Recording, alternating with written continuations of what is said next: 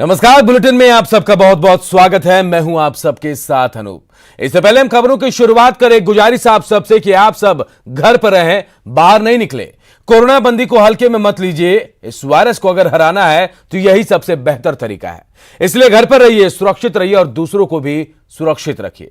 और चलिए बढ़ते हैं खबरों की ओर। सबसे पहले कोरोना को लेकर अपडेट जान लेते हैं। तो देश भर में 23,452 कोरोना के संक्रमित मरीज हैं और पिछले 24 घंटे की अगर हम बात करें तो पिछले 24 घंटे में 1,752 नए मामले सामने आए हैं। अब तक 723 लोगों की कोरोना से मौत भी हो चुकी है। 24 घंटे में 37 लोगों की जान गई है कोरोना से। अब तक कुल 4,814 मरीज ठीक हुए हैं। और पिछले 24 घंटे की बात करें तो 24 घंटे में पिछले 491 ऐसे मरीज हैं जो कोरोना के पॉजिटिव थे और स्वस्थ हुए हैं। और देश में ठीक होने का दर 20.57% है। 28 दिनों में 15 जिले में नया केस नहीं आया है। 80 जिले में 14 दिन से कोई भी नया केस नहीं मिला है। और अगर हम यूपी की बात करें तो यूपी में संक्रमित मरीजों की संख्या 1,604 चली गई है। बिहार की बात करते हैं तो बिहार में आज 44 नए केस मिले हैं। बिहार में संक्रमित मरीजों की संख्या 214 पहुंच गई है। अकेले मुंगेर में संक्रमितों की संख्या 53 है। और पिछले 5 दिनों में 128 मरीज मिले हैं। बिहार के 20 जिलों में कोरोना का संक्रमण है। झारखंड का हाल जानते हैं तो झारखंड में कोरोना के अब तक 57 मामले मिले हैं। आज देवघर में एक और मरीज मिला है। रांची में कोरोना हॉटस्पॉट हिंदपीढ़ी में सुरक्षा पर प्रशासन अलर्ट है। 37 चेक पॉइंट बनाए गए हैं। 3 ड्रोन कैमरे से इन पर नजर रखी जा रही है। हिंदपीढ़ी पर हाईकोर्ट में अधूरी रही सुनवाई। और आइए अब मैप के जरिए आपको बताते हैं बिहार में कहां कितने जिले में कितने मरीज है। लखीसराय की बात करें तो लखीसराय में 1, पटना में 26, सिवान में 30, मुंगेर में 53, सारण में 2, बेगूसराय में 9, नालंदा में 34, शिवहर में 1, कैमूर में 8, गोपालगंज में 3, गया में 5, नवादा में 3, भागलपुर में 5, बक्सर में देखिए 20, वैशाली में 1, भोजपुर में 1, सासाराम में 7, बांका में 2, मधेपुरा में 1 और औरंगाबाद में 2 मरीज मिले हैं। झारखंड का भी हाल जान लेते हैं मैप के जरिए। तो अकेले झारखंड में रांची की बात करें तो 35 मरीज रांची से मिले हैं। बोकारो में 10 और हजारीबाग में 3 मरीज मिले, जबकि देवघर में एक और मरीज मिलने से यहां कुल 2 कोरोना केस सामने आए हैं। वहीं धनबाद और सिमडेगा में भी 2-2 मरीज मिले हैं। तो कोडरमा, गिरिडीह और गढ़वा में अब तक 1-1 केस मिला है। इसके साथ ही राज्य में अब तक कोरोना से 3 लोगों की मौत भी हो चुकी है।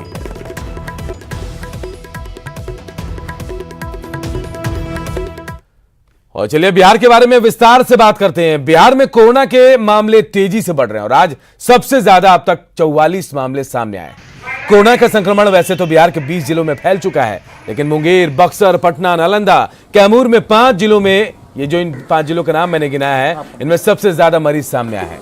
यहाँ जो मामले सामने आए हैं उनमें ज्यादातर तबलीगी जमात से जुड़े हुए हैं। जो लोग बाहर से आए हैं उन्होंने अपनी जानकारी छुपाई या फिर लॉकडाउन के नियमों का पालन नहीं किया। यही वजह है कि राज्य में कोरोना के मरीज तेजी से बढ़ रहे हैं। अगले 20 मिनट में बिहार में कोरोना के बढ़ते मामलों की पड़ताल भी करेंगे हम।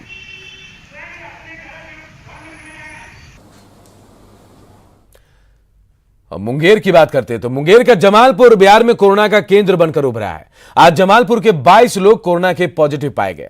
जमालपुर में कोरोना के 46 पॉजिटिव केस आ चुके हैं और पहले के केस को मिला ले तो मुंगेर जिले में कोरोना के 52 पॉजिटिव मामले सामने आए हैं। इनमें से 6 स्वस्थ हो चुके हैं और 1 की मौत पहचान से पहले ही हो गई थी। जमालपुर में एक साथ इतने मामले आने के बाद प्रशासन पूरी तरह से सतर्क हो गया है। जिले के डीएम और एसपी क्या कुछ कह रहे हैं, सुनते हैं। सबसे इसको रोकने के लिए सबसे महत्वपूर्ण बात है वो यही है कि सभी लोग सोशल डिस्टेंस का अनुपालन करें। प्रशासन हम लोग की तरफ से तो लगातार कार्रवाई हो ही रही है। हम लोग मेडिकल सैंपलिंग करा रहे हैं। उस क्षेत्र का पूरा बैरिकेडिंग हम लोगों ने किया है। लोगों को यथासंभव मदद करने का प्रयत्न कर रहे हैं। हम लोग का ये है कि पुलिस की सब जगह नज़र है और सब लोग जो है जो लॉकडाउन है उसका सख्ती से अनुपालन करें और जो भी उसको ब्रेक करता हुआ दिखाई देगा तो हम लोग सख्त कार्रवाई करेंगे।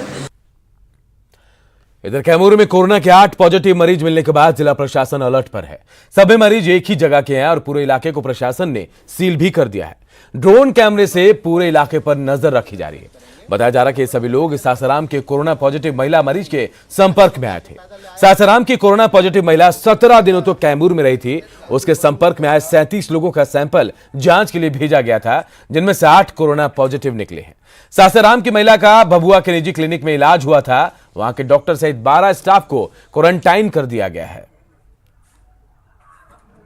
कैमूर जिले में अभी जो हम लोग होम क्वारंटाइन कर रहे हैं उसकी संख्या 221 है और जो हमारे सेंटर है जहां हम जांच कराते हैं वहां पे जो लोग पॉजिटिव हैं उनकी संख्या टोटल 8 है और इसके अतिरिक्त 6 लोगों को भी हम लोगों ने रखा है ताकि उनकी जांच कराई जा सके और लोगों को भी हम लोग कॉन्टैक्ट ट्रेस कर रहे हैं कि वो किन से मिले हैं, किन से पिछले 14 दिनों में उनकी बात हुई है, कहाँ वो गए हैं।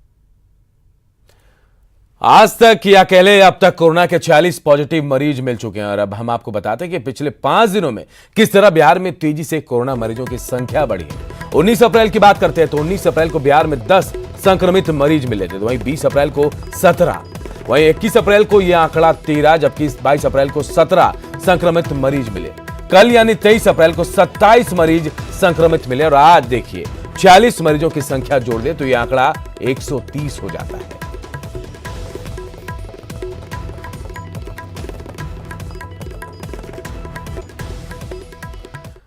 और आइए अब आपको बता दें कि कैसे एक शख्स ने तेजी से कोरोना के संक्रमण को फैलाया है। मुंगेर में एक बुजुर्ग से 45 को संक्रमण हुआ। 60 साल के बुजुर्ग से 45 को संक्रमण हुआ। मरकज से लौटा था यह 60 साल का बुजुर्ग। सिवान में एक शख्स ने 23 लोगों को संक्रमित किया। नालंदा में एक शख्स ने 28 को संक्रमित किया, यानी 3 लोग अब तक 105 लोगों को संक्रमित कर चुके हैं।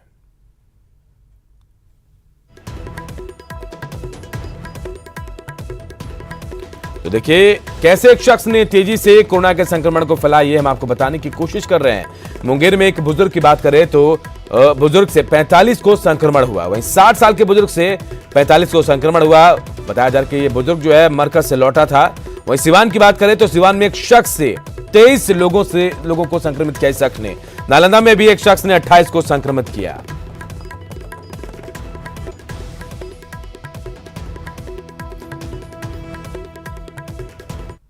तो देखिए मुंगेर, सिवान और नालंदा के अलावा सासाराम के आंकड़े को जोड़ दे तो 4 लोगों ने मिलकर 121 लोगों को संक्रमित किया।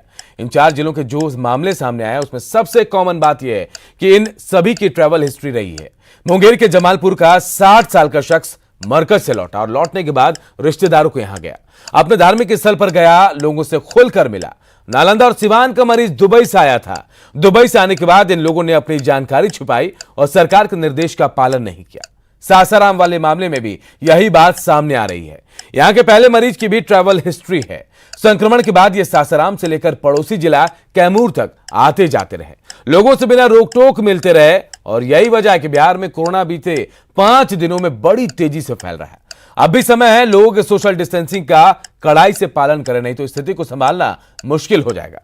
हमारा मकसद भी यही है कि आप सुरक्षित रहें। बिहार में कोरोना का जाल फैलता ही जा रहा है। कोरोना के मामले उन जिलों में सामने आया जहां पहले से कोई केस नहीं था। इसने सरकार की चिंता और चुनौती दोनों बढ़ा दी। सरकार इन चुनौतियों को निपटने के लिए क्या कुछ कर रही है, पटना से जानकारी दे रहे हमारे सहयोगी रजनीश। 20 जिलों में अब तक कोरोना वायरस ने जहां दस्तक दे दी है, वहीं राज्य का 4 जिला सबसे बड़ा हॉट स्पॉट बन चुका है। मुंगेर, पटना, नालंदा और बक्सर, जहां पर लगातार मरीजों में इजाफा देखी जा रही है और राज्य में आंकड़ा बढ़कर 214 तक पहुंच गया है।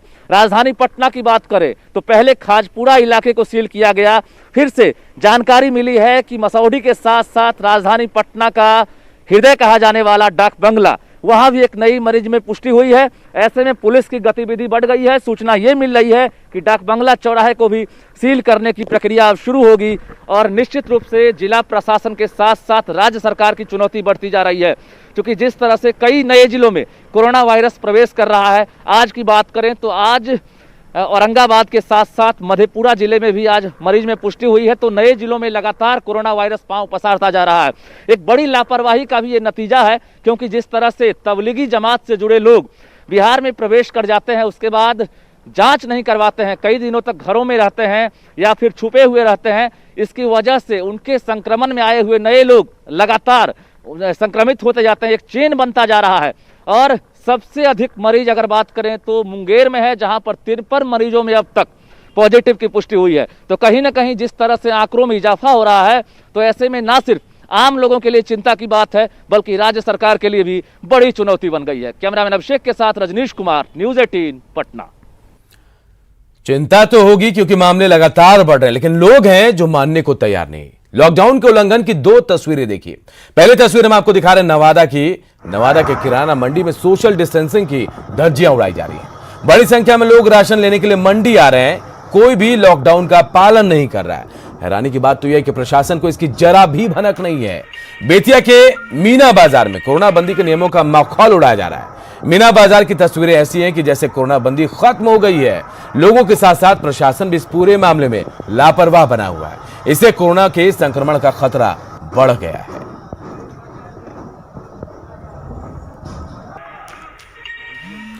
देखिए, अब सवाल है कि कड़ाई से सोशल डिस्टेंसिंग का पालन क्यों नहीं हो रहा है। जब जांच हो रही है तो जानकारी क्यों छुपा रहे लोग? ये तमाम सवाल हैं और बेहद अहम सवाल कि कड़ाई से सोशल डिस्टेंसिंग का पालन आखिर क्यों नहीं कर रहे हैं लोग, क्यों ऐसे सोशल डिस्टेंसिंग की धज्जियां उड़ा रहे हैं। और जब जांच की बात कही जा रही है, जांच हो रही, तो जानकारी आखिर क्यों छुपा रहे हैं, इससे क्या फायदा होगा लोगों का। और सवाल यह भी कि मुश्किल वक्त में सरकार का सहयोग क्यों नहीं मिल रहा है।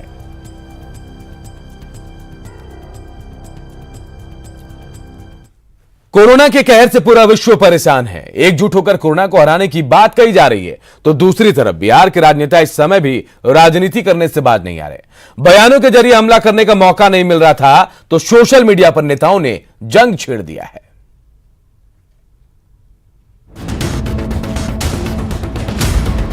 देश में कोरोना बंदी है, लोग अपने घरों में बैठकर कोरोना से जंग लड़ रहे हैं। एकजुट होकर कोरोना को हराने की बात हो रही है, लेकिन ऐसे समय में भी बिहार के नेता आपस में लड़ने से बाज नहीं आ रहे। कल तक पक्ष विपक्ष के बीच जो जुबानी जंग चलती थी, वो अब सोशल मीडिया पर छिड़ गई है। आरजेडी के तेजस्वी यादव हों, कांग्रेस के मदन मोहन झा हों या जेडीयू के संजय झा, सबके सब एक दूसरे पर निशाना साधने लगे हैं। कोई ट्वीट पर वार कर रहा है तो कोई फेसबुक पर लिखकर पलटवार कर रहा है। मुझे लगता है विपक्ष को जरूर ऐसे समय में संकीर्ण राजनीति से बाहर निकलना चाहिए। दुनिया के जिन देशों में भी आज अगर इस आपदा के खिलाफ कदम उठाए गए हैं, वहाँ विपक्ष और सत्ता का फर्क मिट गया है। कोरोना और लॉकडाउन को लेकर सच्चाई ये है कि राजनीति तो सत्तारूढ़ जनता दल यूनाइटेड के लोग कर रहे हैं। कांग्रेस पार्टी ने तो कई मुद्दों पर अपना सुझाव दिया है, और सरकार को सुझाव देना अगर राजनीति करना है तो ठीक है, हम राजनीति कर रहे हैं। इसको राजनीति कैसे कह सकते हैं आप? तेजस्वी यादव जी ने कहा है अगर सरकार नहीं देश ला सकती है तो छात्रों को हम लाएंगे। राजनीति के जानकार और वरिष्ठ पत्रकार रवि उपाध्याय का कहना है कि इस तरह की हरकत के लिए कोई एक पक्ष नहीं, पक्ष और विपक्ष दोनों जिम्मेदार है। ठीक संदेश नहीं जाता है। ये अभी जो है सो एक दूसरे को मदद करने की आवश्यकता है, लेकिन ये बहाना जो बनाया जा रहा है, या मजदूर का हो या छात्र का बिहार में आने का, तो यह जो है सो एक दूसरे पर आरोप प्रत्यारोप अभी के दौर में ठीक नहीं है। ये कोरोना के साथ लड़ाई अभी लंबी चलने वाली है। बावजूद इसके सत्ता पक्ष और विपक्ष के बीच सोशल साइट पर जो जंग छिड़ी है, उसको देखकर तो यही लगता है कि इस साल होने वाला विधानसभा चुनाव में भी कोरोना का मुद्दा अपना असर डालेगा। न्यूज 18 के लिए पटना से संजय कुमार की रिपोर्ट।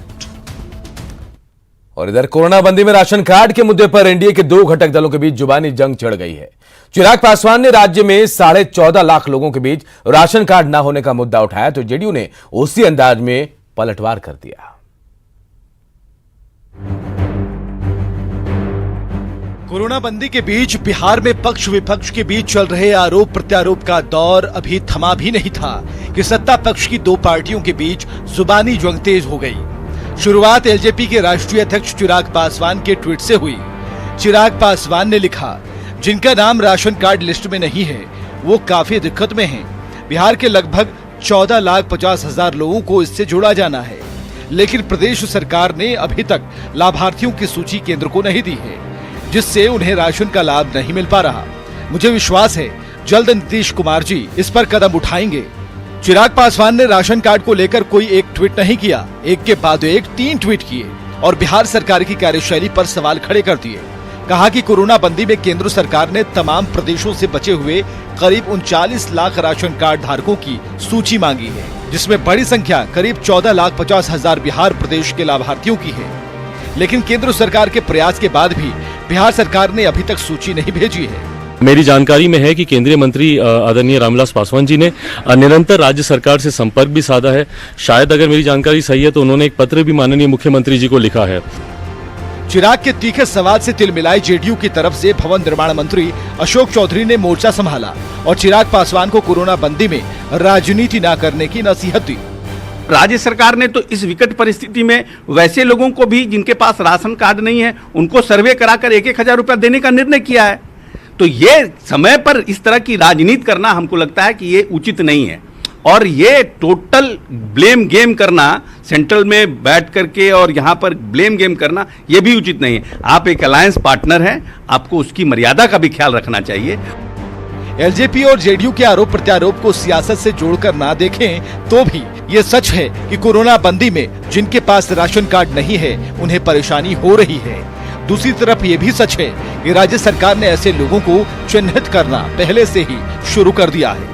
न्यूज़ 18 के लिए दिल्ली से विनीत और पटना से रवि एस नारायण की रिपोर्ट।